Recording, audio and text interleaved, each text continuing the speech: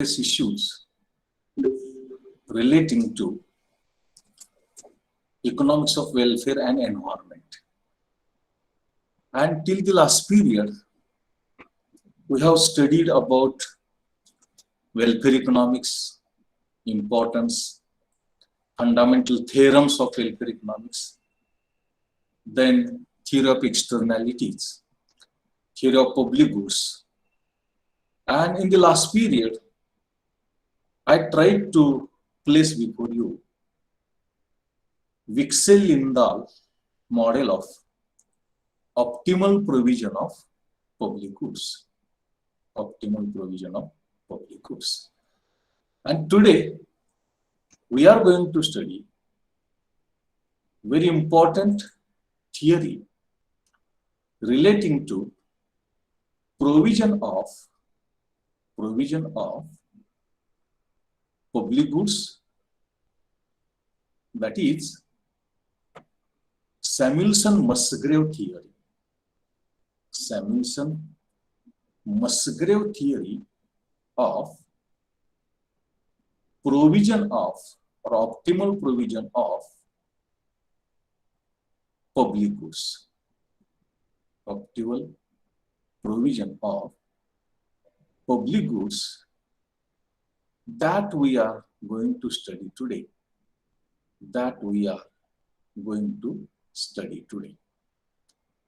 आपण social sector आणि environment मध्ये सुरुवात आपण कल्याणाचे अर्थशास्त्र म्हणजे काय इथून केली आणि त्यानंतर मग त्यातले मूलभूत सिद्धांत किंवा मूलभूत प्रमेय, बाह्यता,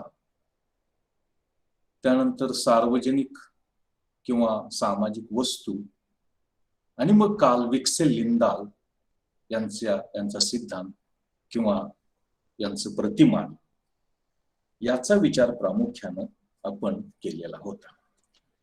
आज आपल्याला या पहिल्या प्रकरणातली शेवटचा मुद्दा अभ्यासायचा आहे, शेवटचा घटक अभ्यासायचा आहे आणि तो घटक म्हणजे सॅम्युएल्सन-मस्ग्रेव यांनी सार्वजनिक किंवा सामाजिक वस्तूंची पूर्तता आणि पुरवठा या संबंधीचे काही सैद्धांतिक विवेचन, सैद्धांतिक चर्चा केलेली आहे. ती नेमकी का आहे याचा विचार आपल्याला या अनुषंगाने करायचा आहे. I will share presentation and that will help us in studying what Samuelson and Musgrave discuss about optimal provision of public goods. Optimal provision of public goods.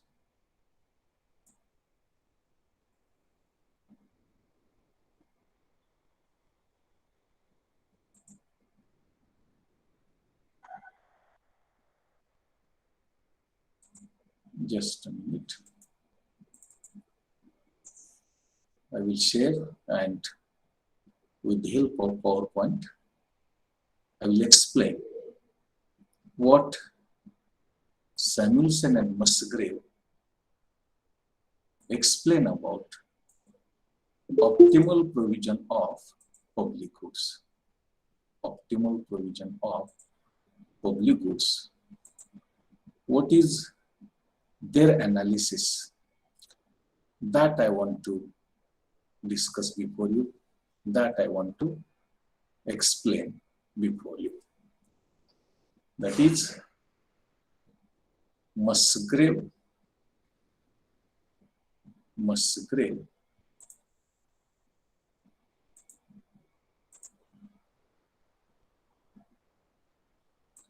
okay, is slide visible, Sachin? Yes, sir. Okay, everybody can see Pranali? Yes, sir. Okay, all others, Shivani is there, Snehal, slide is visible. Sonam, Tejaswini, is it visible? Okay. Yes, sir. Okay. Okay. Now, already I have mentioned that what Samuelson and Musgrave talked about optimal provision of public goods. Optimal provision of public goods. And it is their theory of impossibility of decentralized provision of public goods, contributions of Samuelson and Musgrave. Actually, this theory is an addition, it's an improvement. It is a revision or modification in the theory of what Wicksell and Lindell talked about, the optimal provision and supply of public or social goods. Now, all of us know in the Wicksell-Lindell model, it is optimal expenditure collected from optimal tax that can provide for optimal provision of public goods and supply of public goods.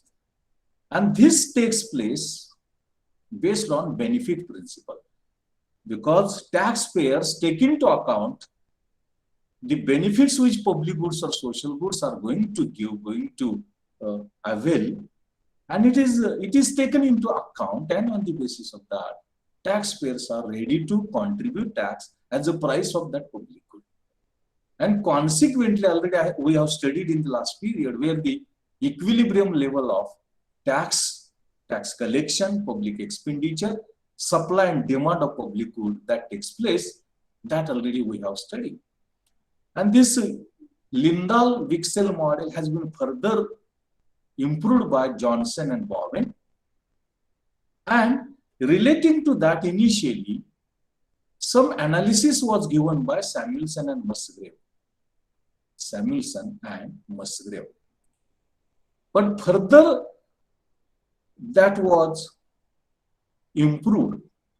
Further, that was improved by the Musgrave and Samuelson, and it is known as impossibility of decentralized provision of public goods. That is, initially, Samuelson and Musgrave added in what Lindell and Wicksell were talking about and what Johnson and Bowen were talking about so far as optimal provision of public goods or social goods and their supply in the society or economy. Samuelson and Musgrave initially were talking about it is possible to arrive at Pareto optimality for private goods. 3 conditions have been given by Pareto, already we have studied, relating to economic efficiency. And that is applicable to private goods. But public goods, because the price mechanism is not there, it is not possible to apply the Pareto optimality conditions applicable for private goods to public or social goods. And Samuelson Musgrave have given reasons, because the consumption of public goods is joint consumption, benefits are indivisible, then all joint consumption is there, all have to consume, and the taxes are paid as a price. Taxes are paid as a price irrespective of the amount of public goods consumed. That is, exclusion is not applicable. In this backdrop, Lindell said public expenditure on the basis of price mechanism can be helpful for us in supplying public goods, and that he has given in the Wicksell-Lindell model. And public expenditure is required for supply of public goods, and that expenditure can be collected through imposing taxes. And tax is a price of public goods. Tax is a price of public goods. And how the private economy works, Wicksell-Lindell say how the private economy works, that can be applied to the public economy, and thereby provision for public or social goods is possible. And that analysis has been given by Wicksell and Lindell. which is also supported by Bowen and others, that is Johnson. According to Musgrave Samuelson, through demand and supply, equality of public goods, price and production of a single commodity,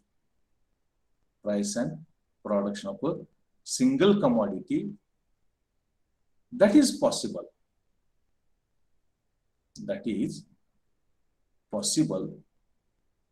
And that price of the commodity is determined on the basis of rates of taxes. But that commodity has the same demand for different individuals.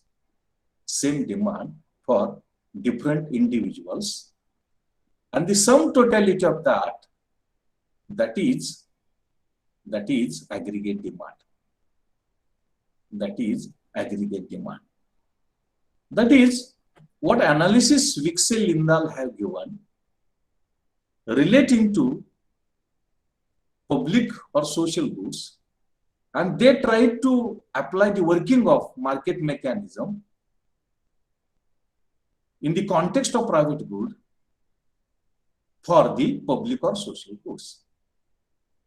But Samuelson said initially, public good cannot be supplied through private sector, because public good is different and private good is different. So what market mechanism, price mechanism, or the procedure for provision and supply of private goods is applicable, that cannot be applied to public goods according to Samuelson. Private commodities can be supplied on the basis of preferences which the individuals give. But in case of public goods, preferences of the people are not known. We do not know which public goods or commodities have been preferred by the people, by the individuals, that we do not know. And therefore, market prices cannot be applied. Market mechanism, market working, already market failure is a peculiarity of the public goods. So, whatever is applicable to private goods, which Wicksell-Lindahl have tried to apply to the public goods, but Samuelson says it is not applicable.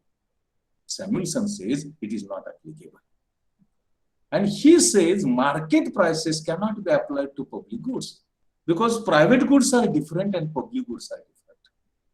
Private goods are different and public goods are different.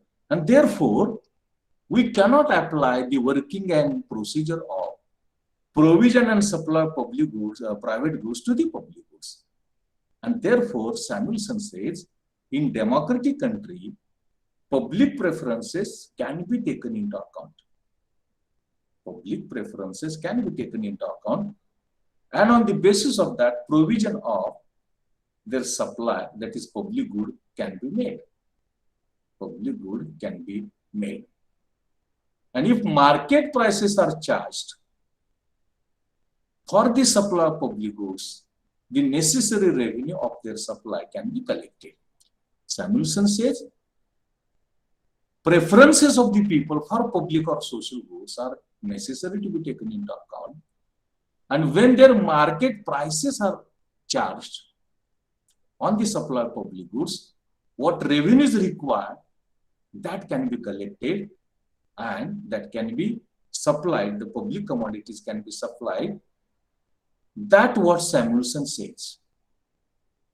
That initially in 1954, the analysis of provision of public goods and supply of public goods has been explained by Samuelson.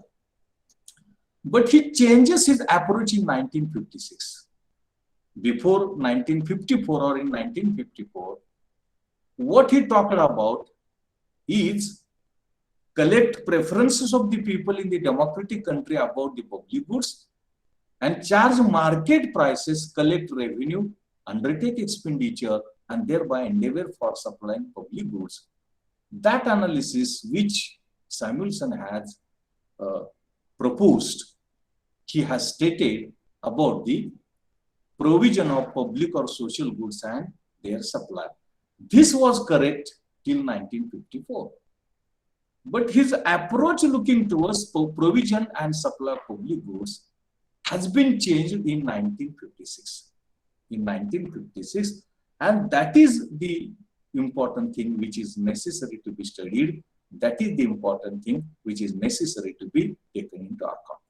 बघा, आपण कालच्या तासाला विक्सेल लिंदाल यांचं जे प्रतिमान आहे, की विक्सेल लिंदाल यांचं सार्वजनिक किंवा सामाजिक वस्तू पुरविण्याचं प्रतिमान आपण विचारामध्ये घेण्याचा प्रयत्न केला. आणि त्यामध्ये विक्सेल आणि लिंदाल यांनी काय सांगितलं, की ज्याप्रमाणे खाजगी वस्तूला बाजार व्यवस्था काम करते, तशाच पद्धतीनं आपण जर कर गोळा केला आणि तो खर्च केला तर तेवढा पुरवठा आपण सार्वजनिक किंवा सामाजिक वस्तूचा करू शकतो आणि त्यातून एक संतुलित पुरवठा आणि तरतूद करणं शक्य आहे. अशा प्रकारची मांडणी ही विक्सेल आणि लिंदाल यांनी काल जो आपण सिद्धांत बघितला त्या सिद्धांतामध्ये केलेली होती. मग या सिद्धांतामध्ये काय सुधारणा घडवून आणण्याचा प्रयत्न केला. जॉन्सननी काय ऍडिशन केली, बाकीच्यांनी काय, बॉवेननी काय ऍडिशन केली, हे झालं. मग यालाच धरून सुरुवातीला ना 1954 मध्ये सॅम्युएल्सन काय म्हणतात, की हे जरी खरं असलं, विक्सेल लिंदाल जरी म्हणत असले की आपण खाजगी वस्तूसाठी जशी बाजारपेठ असते, जशी बाजार व्यवस्था असते, तशी जी प्रक्रिया असते, ती प्रक्रिया आपल्याला सार्वजनिक किंवा सामाजिक वस्तूंना लागू करता येत नाही. कारण त्याने असं सांगितलं की सार्वजनिक किंवा सामाजिक वस्तू आणि खाजगी वस्तू या टोटली डिफरंट आहेत. ह्या पूर्ण वेगळ्या आहेत, पूर्ण स्वतंत्र आहेत. आणि त्यामुळे आपल्याला खाजगी वस्तूला जे आपण बाजार व्यवस्था, मागणी पुरवठा, संतुलित पुरवठा, संतुलित तरतूद ही जी आपण करू शकतो किंवा त्याची जी चर्चा आपण केली त्या सिद्धांतामध्ये, ती आपल्याला सार्वजनिक किंवा सामाजिक वस्तूच्या बाबतीमध्ये लागू करता येणार नाही. का तर सार्वजनिक किंवा सामाजिक वस्तूचा एकत्रित उपभोग असतो, त्यानंतर लाभांचं विभाजन करता येत नाही, बाजारपेठ अपयशी ठरते, किंमत ठरवता येत नाही, आणि सगळ्यांची मागणी असते, एकत्र सेवन करावं लागतं. ही सगळी वैशिष्ट्ये, गुणवैशिष्ट्ये जी सामाजिक किंवा सार्वजनिक वस्तूच्या आहेत, ती खाजगी वस्तूच्या नेमकी उलटी आहे. खाजगी वस्तूपेक्षा नेमकी विरोध आहे. आणि त्यामुळं आपल्याला असं म्हणता येत नाही की विक्सेल लिंदालनी जे सांगितलं की कर गोळा करा, तेवढा खर्च करा, गोळा करा, आणि 2 करदाते किंवा त्यांच्यामध्ये समायोजन, तडजोड घडवून आणा आणि संतुलित पुरवठा खाजगी बाजारपेठेमध्ये खाजगी वस्तूला कसा केला जातो तसं करा, हे आपल्याला सामाजिक किंवा सार्वजनिक वस्तूच्या बाबतीमध्ये करता येत नाही, हे सॅम्युएल्सन सांगतात. आणि सॅम्युएल्सन आणखीन एक सांगतात, हे का करता येत नाही, तर लोकांचा कोणत्या सामाजिक किंवा सार्वजनिक वस्तूंना पसंती आहे, प्राधान्य आहे, ते आपल्याला माहित नाही. ते आपल्याला माहित नाही. आणि ते प्राधान्य आपण लोकशाही शासन यंत्रणेमध्ये आपल्याला ते माहित नसतं. आणि खाजगी वस्तूंच्या बाबतीमध्ये मात्र किंमत यंत्रणा, किंमत व्यवस्था, बाजार व्यवस्था ते आपल्याला सांगते, आपल्याला दर्शविते, आणि त्यातून आपण तरतूद करून ती वस्तू पुरवू शकतो, असं विक्सेल लिंदाल यांचं मत होतं. मग सॅम्युएल्सन असं म्हणतात की मुळात खाजगी वस्तू आणि सामाजिक किंवा सार्वजनिक वस्तू या भिन्न आहेत, त्या वेगळ्या वेगळ्या आहेत. आणि त्यामुळं ती तत्व, ती कार्यपद्धती, ती प्रक्रिया तरतूद करण्याची आणि पुरवठा करण्याची खाजगी, सामाजिक किंवा सार्वजनिक वस्तूंना लागू करता येत नाही. आणि त्यातली मुख्य अडचण जी आपल्याला आहे की सामाजिक किंवा सार्वजनिक वस्तूंना लोकांचा जो प्राधान्य आहे लोकांची जी पसंती आहे, लोकांचे जे प्रेफरन्सेस आहेत, ते प्रेफरन्सेस माहीत नाही. मग यासाठी काय करावं? सॅम्युएल्सन असं म्हणतात की लोकशाही शासन यंत्रणेमध्ये, लोकशाही देशामध्ये आपण ही प्राधान्य, या प्रायोरिटीज आपण गोळा कराव्यात. आपण गोळा कराव्यात. म्हणजे कोणत्या सामाजिक वस्तूला लोकांची पसंती आहे, कोणत्या सामाजिक वस्तूला लोकांची मागणी नाही. ज्या वस्तूंना पसंती आहे त्याच वस्तू पुरवाव्यात, आणि ज्या वस्तूंना पसंती नाही त्या वस्तू पुरवू नयेत. आणि हे पुरवण्याचं काम सरकारनं आपल्या अंदाजपत्रकाच्या माध्यमातून करावं. अशा प्रकारची मांडणी सुरुवातीला म्हणजे 1954 मध्ये सॅम्युएल्सन करतात. मात्र नंतरच्या टप्प्यामध्ये, दुसऱ्या टप्प्यामध्ये मात्र त्यांची मांडणी बदलते, असं आपल्याला दिसतं. त्यामध्ये ते काय म्हणतात 1956 मध्ये, what preferences to be taken into account of the people in the democratic form of government, and based on that, by charging market price of that public good, we can collect revenue, and the revenue collected can be spent for supplying public goods, that is decentralization or decentralized provision and supply of public goods. That is decentralized provision or supply of public goods. But in 1956, Samuelson says this decentralized market or voting mechanism cannot provide supply of public goods. In 1956 says this decentralized system of providing public goods is not possible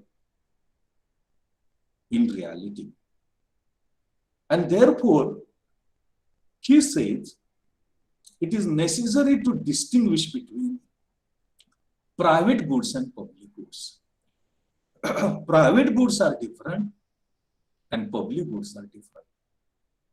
And on the basis of which we can differentiate is prices.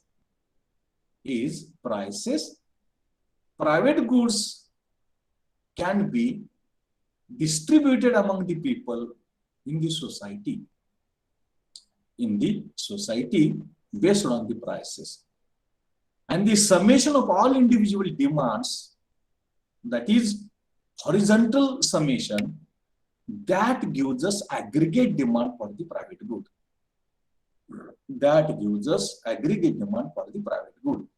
That is, Samuelson says, collecting preferences of the people for public good and making provision in the budget and supplying them as per the market price of their good, that is a decentralized provision and supply.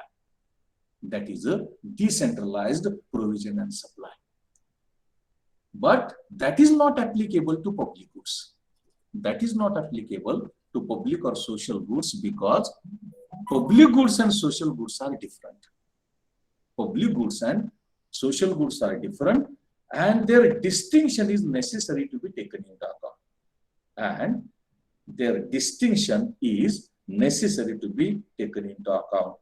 And what that distinction is, that is necessary to be taken into consideration.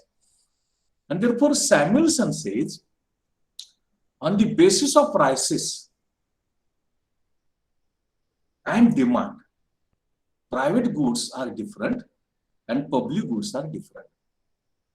Prices of private goods are determined by the market mechanism with the interaction of demand and supply. But that is not applicable to the public goods. And when a particular price of a private good is there, at that price only people demand different quantities of the commodities. And horizontal summation of all individual demand for private good, that gives us total demand or aggregate demand for the private good or private commodity. But this is not applicable to the public or social goods. And he has given example of defense.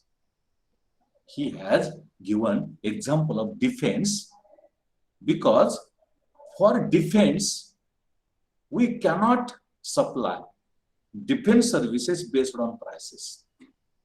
Defense services based on prices we cannot supply. And more importantly, just addition of demand, horizontal addition of demand cannot give us to the total demand for public or social good. It is known as horizontal demand. But for demand for public goods or social goods is vertical addition. It is vertical summation. It is vertical summation or vertical addition that gives us the total demand for public or social good. Already I have discussed it before you while discussing the theory of public goods, how the private good is there and how the public good is there, what type of demand is there, how price is determined. All those things already I have explained with the help of diagrammatic presentation. And therefore Samuelson says what is applicable to private goods is not applicable to public or social goods. Is not applicable to public or social goods because consumption of public goods is different than that of the private goods. Consumption of public goods is different than that of the private goods, and therefore there is a need of control of government over provision of public goods. Provision of public goods and their supply should be controlled by the government. Should be controlled by the government, and therefore at a time we can take into account private good and public good jointly we can think of, and in the framework of social welfare we can attempt for providing of public goods along with the private goods, providing of public or social goods along with the private goods. And therefore he has given his diagrammatic presentation. Suppose the level of utility or welfare that individual derives is shown by utility frontier, and social indifference curve shows the level of satisfaction which people can get from different quantities of public and private goods, combination of public and private goods. And where utility frontier touches to indifference curve tangentially, that is tangent to the indifference curve, there only the equilibrium supply of public goods is possible, like that of the private goods, and that gives us social welfare or maximum welfare to the society or all the people in the society as a whole. And that he tries to discuss with the help of this diagrammatic presentation. Now that I will explain. बघा, आपण पहिल्यांदा लिंदालचा सिद्धांत बघितला आणि लिंदालच्या सिद्धांतामध्ये लिंदालने असं सांगितलं की जर त्यांची जी ताकद आहे, पॉवर आहे, ती जर समान केली तर त्यांच्यामध्ये तडजोड किंवा समायोजन घडवून आणणं शक्य होतं. आणि मग त्यातून एक प्रकारची जी अनिश्चितता होती की तडजोड नसल्यामुळं किंवा पॉवर मध्ये ताकदीमध्ये फरक असल्यामुळं एक व्हेरिएशन्स अनिश्चितता होती, ती अनिश्चितता संपून जाते. आणि मग जेव्हा आपण त्यांची ताकद समान करतो त्यावेळेला एका विशिष्ट कर पातळीला, एका विशिष्ट कराच्या रकमेला एक विशिष्ट सामाजिक वस्तूची पुरवठा किंवा पातळी त्याचा पुरवठा करता येतो आणि दोन्ही करदात्यांना, दोन्ही नागरिकांना तेवढी रक्कम आणि तेवढ्या वस्तूचा पुरवठा करता येतो.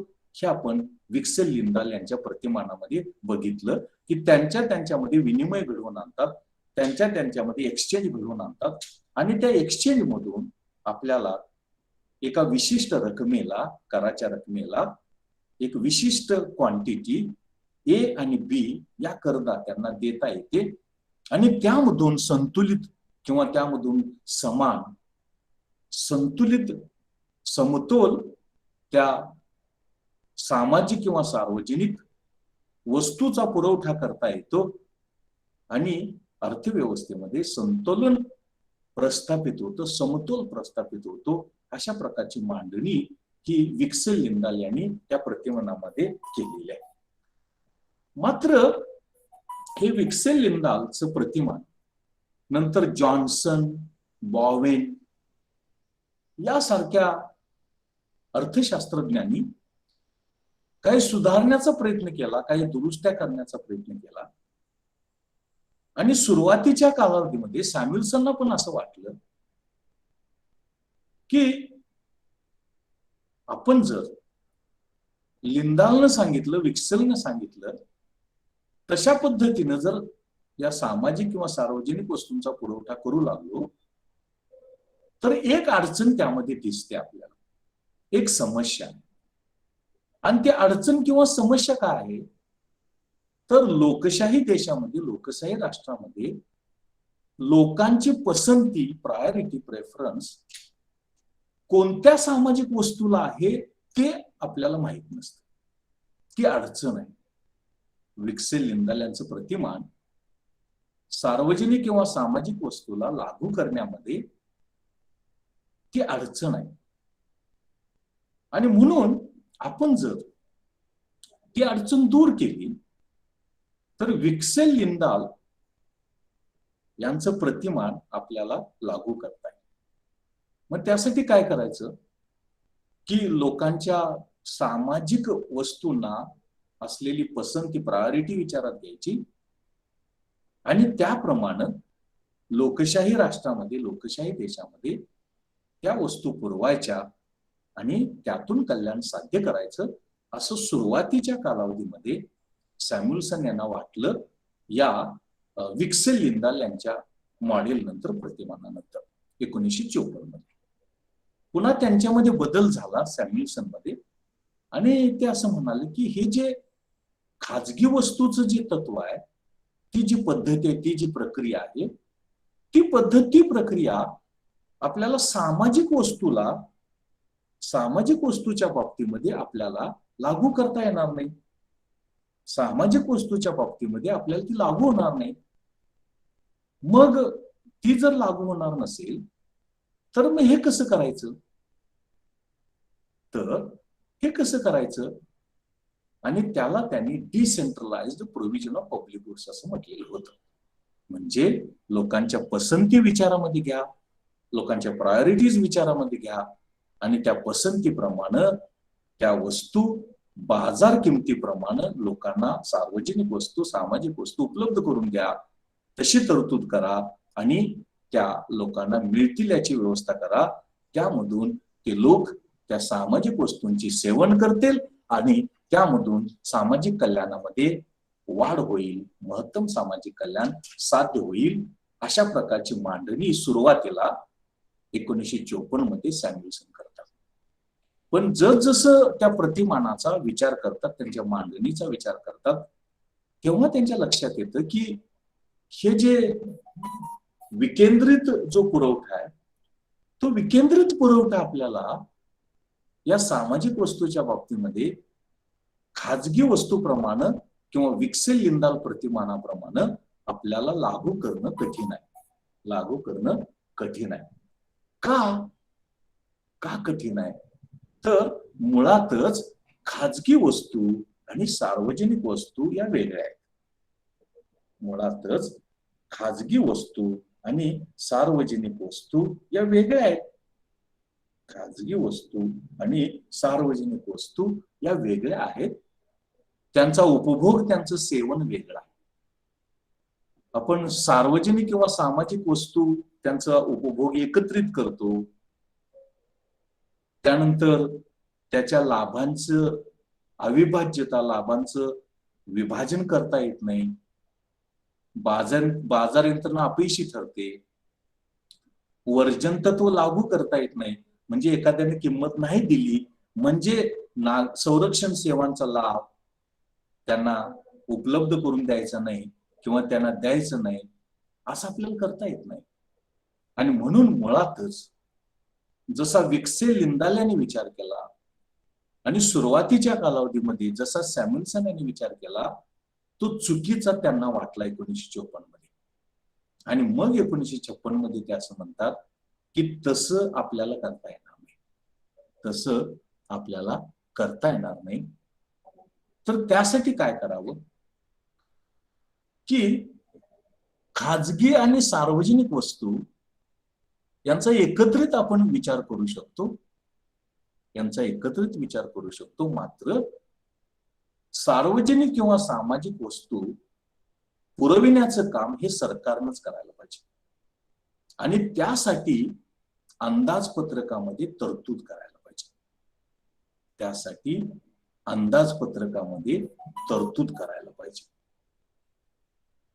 मग अंदाजपत्रकामध्ये तरतूद केली आणि एकाच वेळेला खाजगी वस्तू आणि सामाजिक वस्तू, सार्वजनिक वस्तू असा विचार केला, तर मग ते सामाजिक कल्याणाच्या चौकटीमध्ये त्यांची महत्तम किंवा पर्याप्त पूर्तता करता येते, पर्याप्त तरतूद करता येते आणि पर्याप्त तरतूद करून पर्याप्त पुरवठा करता येतो. अशा प्रकारचं विवेचन, अशा प्रकारची मांडणी करण्याचा प्रयत्न सॅम्युएल्सन करतात. मग त्यासाठी काय करावं? त्यासाठी उपयोगिता वक्र विचारात घ्यावा आणि समवृत्ती वक्र विचारात घ्यावा.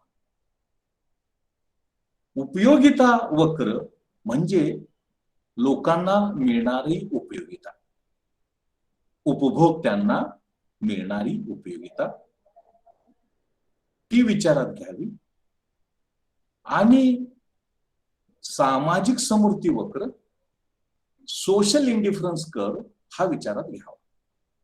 कारण सोशल इंडिफरन्स कर्व दोन वस्तूंच्या नगापासून महत्तम समाधान कुठं मिळू शकतं, कोणत्या बिंदूमध्ये मिळू शकतं, याचं विवेचन, याची चर्चा, याचं विश्लेषण आपल्याला सामाजिक समृद्धी वक्राकडून, सोशल इंडिफरन्स कर्व कडून आपल्याला मिळू शकतं. म्हणजे एका बाजूला उपयोगिता आणि दुसऱ्या बाजूला सामाजिक समृद्धी वक्र विचारात घेतला आणि हा जो सामाजिक समृद्धी वक्र आहे त्या उपयोगिता वक्राला टॅन्जंट असताना, स्पर्श करताना, जिथं स्पर्श करतो तिथं महत्तम सामाजिक कल्याण मिळवून देणारं सामाजिक किंवा सार्वजनिक वस्तूचं वर्गीकरण करता येतं.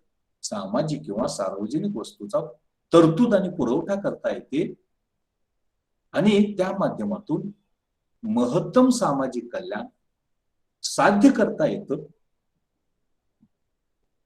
अशा प्रकारचं विवेचन, अशा प्रकारची चर्चा, एक्सप्लेनेशन, स्पष्टीकरण देण्याचा प्रयत्न हा सॅम्युएल्सन करतात.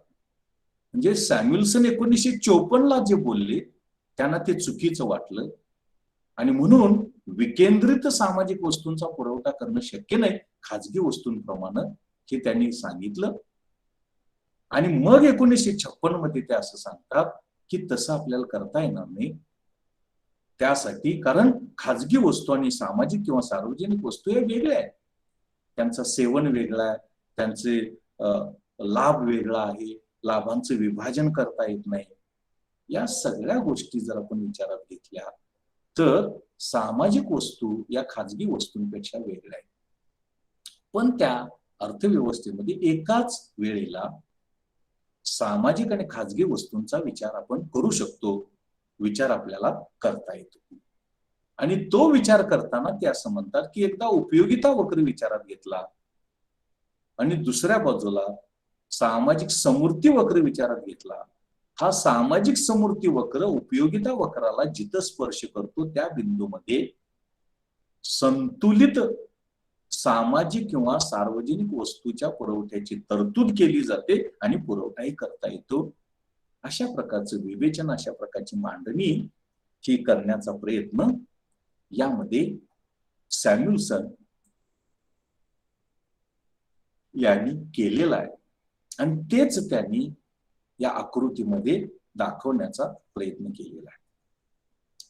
तेच त्यांनी या आकृतीमध्ये दाखवण्याचा प्रयत्न केलेला आहे. आता हा जो वक्र आहे तो उपयोगिता वक्र आहे, त्याला युटिलिटी क्वार्ट्रॉन असं म्हटलेलं आहे त्यांनी. त्याला उपयोगिता युटिलिटी फ्रंटियर असं म्हटलेलं आहे. हा जो आहे पीपी हा उपयोगिता वक्र असं म्हटलेला आहे. आणि हा U1, U2, U3 हे जे आहेत ते सामाजिक समृद्धी वक्र आहेत. U1, U2, U3 हे सामाजिक समृद्धी वक्र आहे. मग सॅम्युएल्सन असं म्हणतात की हा जो सामाजिक समृद्धी वक्र आहे हा उपयोगिता वक्राला युटिलिटी फ्रंटियरला जिथं स्पर्श करतो इथं स्पर्श केलेला आहे जी बिंदूमध्ये. तर त्यामधून सामाजिक वस्तूचं पर्याप्त उत्पादन होतं आणि पर्याप्त पुरवठा होतो आणि त्याच वेळेला खाजगी वस्तूंचा पुरवठा सुद्धा अपेक्षित प्रमाणामध्ये आवश्यकता प्रमाणामध्ये होतो, अपेक्षित प्रमाणामध्ये होतो, करता येतो, अशा प्रकारची मांडणी त्यांनी केलेली आहे. आणि म्हणून सॅम्युएल्सन असं म्हणतात की या बिंदूमध्ये समतोल प्रस्थापित होतो, कारण U2 हा सामाजिक समृद्धी वक्र हा या उपयोगिता वक्राला युटिलिटी फ्रंटियरला जी बिंदूमध्ये स्पर्श करतो. आणि त्यामुळे ई हा जो बिंदू आहे इथं समतोल बिंदू नाही, जी हा बिंदू समतोल बिंदू आहे आणि तो उपयोगिता वक्राला तिथं स्पर्श करतो जी बिंदूमध्ये आणि ई बिंदूमध्ये तो स्पर्श करत नाही. आणि म्हणून एवढं सामाजिक किंवा सार्वजनिक वस्तूचं उत्पादन घ्यावं, बाकीचं खाजगी वस्तूचं उत्पादन घ्यावं आणि त्यामधून आपल्याला पर्याप्त सामाजिक वस्तूच्या पुरवठ्याची तरतूद आणि पुरवठा करता येतो, अशा प्रकारची मांडणी ही करण्याचा प्रयत्न सॅम्युएल्सन यांनी केलेला आहे. Know what is shown in this diagrammatic presentation? Actually, Samuelson says, when theory of Wicksell-Lindahl is applied to public or social goods, by taking into account their preferences in the democratic country, it can be a decentralized provision and supply of public goods. But it has limitations. It has limitations because private goods are different and public goods are different. And the consumption is different. That is joint consumption, then indivisibility of benefits, then market failure. Price cannot be determined by market mechanism. These are the peculiarities of public goods and not true in the case of private goods. And therefore, decentralized provision and supply of public or social goods is not possible, which was stated by Samuelson in the year 1954. But in 1956 says it is not possible. So, actually private goods, public goods are different. And the provision of supply of public goods or social goods should be made by the government through budget or budgetary provisions. And where the equilibrium level of public or social goods is possible to supply, when we take into account utility frontier, that is utility curve. In this diagrammatic presentation, PP is a utility frontier or utility curve. And social indifference curve, this is 1, 2, 3. Where the social indifference curve is a tangent to the utility curve or utility frontier, there the tangency point, that gives equilibrium level of provision of public goods or social goods. At the same time, the supply of private goods also can be provided, that by the private system or private mechanism. But the government through public budget can supply public or social goods, where social indifference curve is a tangent, it is tangent to the utility curve or utility frontier. And in this diagram, it is at G and not at E. That is what Samuelson tries to talk about, Samuelson tries to explain. अशा प्रकारे सॅम्युएल्सनना पहिल्यांदा असं वाटलं 1954 मध्ये असं वाटलं की विक्सेल लिंडाल यांचं जे प्रतिमान आहे त्यातली एक अडचण होती, एक उणीव होती, एक समस्या होती. ती अडचण, ती उणीव म्हणजे की लोकांच्या पसंती, प्रायोरिटी कशा गोळा करायच्या लोकशाही देशामध्ये. मग त्याने असं सांगितलं की आपण त्या पसंती गोळा करूया, प्रायोरिटीज गोळा करूया, प्रेफरन्सेस गोळा करूया आणि त्याप्रमाणे सार्वजनिक किंवा सामाजिक वस्तू लोकांना पुरवूया, असं सुरुवातीला वाटलं त्यांना. आणि त्यासाठी बाजारपेठेमध्ये जी किंमत असेल ती बाजारपेठेमधली किंमत त्यासाठी घेऊया किंवा वसूल करूया. याला त्याने decentralised provision and supply public goods असं म्हटलं. आणि 1956 मध्ये मात्र त्यांना असं वाटलं की हे अशक्य आहे, इम्पॉसिबल आहे. कारण बेसिकली खाजगी वस्तू आणि सामाजिक किंवा सार्वजनिक वस्तू या वेगळ्या आहेत. खाजगी वस्तू आणि सामाजिक किंवा सार्वजनिक वस्तू या वेगळ्या आहेत आणि त्यामुळं त्यांना वेगळी ट्रीटमेंट आपण देणं आवश्यक आहे. आणि म्हणून ते काय म्हणतात की सेवनामध्ये, उपभोगामध्ये फरक आहे, लाभांच्या वाटपामध्ये फरक आहे, किंमत यंत्रणा ठेवण्या, किंमत निश्चितीमध्ये फरक आहे, बजेटरी प्रोव्हिजन मध्ये फरक आहे. आणि त्यामुळं आपण काय करायला पाहिजे की सामाजिक किंवा सार्वजनिक वस्तूंना स्पेशल ट्रीटमेंट द्यायला पाहिजे, वेगळी ट्रीटमेंट द्यायला पाहिजे, वेगळी वागणूक द्यायला पाहिजे. आणि त्यासाठी त्याने काय करावं असं सांगितलेलं आहे की एकतर सामाजिक किंवा सार्वजनिक वस्तू पुरविण्याची त्याच्या तरतुदीची व्यवस्था किंवा त्यांची तरतूद ही अंदाजपत्रकामध्ये सरकारनं करावी. मात्र एकाच वेळेला सार्वजनिक किंवा सामाजिक वस्तू आणि खाजगी वस्तू यांचा विचार करता येईल. फक्त सार्वजनिक किंवा सामाजिक वस्तूंसाठीची तरतूद सरकारनं आपल्या अंदाजपत्रकामध्ये करावी. आपल्या अंदाजपत्रकामध्ये ती करणं अपेक्षित आहे. ते एकदा केलं की दोन साधनांचा विचार आपल्याला करावा लागतो आणि त्याच्या सहाय्यानं आपल्याला या सार्वजनिक किंवा सामाजिक वस्तूंची पर्याप्त तरतूद करता येते आणि पर्याप्त पुरवठा करता येतो. त्यासाठी काय विचारात घ्यावं? युटिलिटी फ्रंटियर म्हणजे उपयोगिता वक्र. युटिलिटी फ्रंटियर म्हणजे उपयोगिता वक्र आणि सोशल इंडिफरन्स कर, सामाजिक समृद्धी वक्र. आणि एकाच वेळेला सार्वजनिक वस्तू आणि सामाजिक वस्तू यांचं, खाजगी वस्तू यांचं कॉम्बिनेशन विचारात घेता येईल. आणि अर्थात सार्वजनिक किंवा सामाजिक वस्तू या फक्त सरकार पुरवणार आहे, या फक्त सरकार पुरवणार आहे, त्या हे पुरवणार नाही.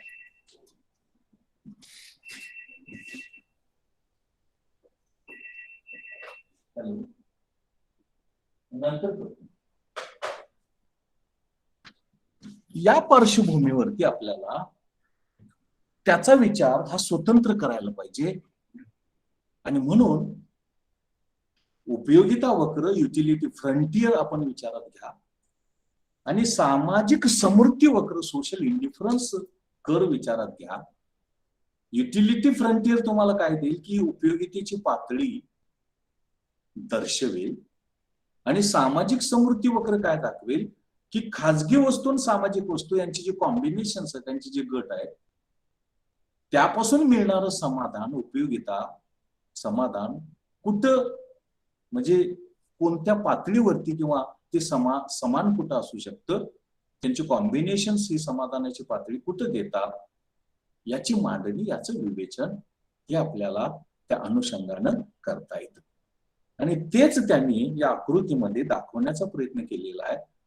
त्या आकृतीमध्ये ते असं म्हणतात की हा पीपी हा युटिलिटी फ्रंटियर आहे, म्हणजे उपयोगिता वक्र आहे. आणि U1, U2, U3 हे जे आहेत हे सगळे सामाजिक समृद्धी वक्र आहे. हा उभा अक्ष आहे, हा आडवा अक्ष आहे. आणि यामध्ये समतोल कुठं प्रस्थापित होतो की हा सामाजिक समृद्धी वक्र या उपयोगिता वक्राला जिथं स्पर्श करतो, जी बिंदूमध्ये स्पर्श केलेला आहे, जिथं स्पर्श करतो तिथं संतुलित उत्पादन, समतोल उत्पादन सार्वजनिक किंवा सामाजिक वस्तूचं होतं आणि त्याला अनुषंगिक खाजगी वस्तूचं अर्थव्यवस्थेमध्ये होतं. अशा प्रकारची मांडणी करण्याचा प्रयत्न हा सॅम्युएल्सन यांनी आपल्या या सिद्धांतामध्ये केलेला आहे, सिद्धांतामध्ये आपल्या करण्याचा प्रयत्न केलेला आहे असं आपल्याला म्हणता येईल. आता मग या सिद्धांताचा जो शेवटचा भाग आहे तो याचं critical evaluation. What is critical evaluation? First of all, criticisms. The process of provision of public goods or the supply of public goods, which Samuelson has talked about, is very critical. It is very complicated. It is very complicated and difficult to bring into practice. Number two, at a time, private commodities and public commodities cannot be taken into account.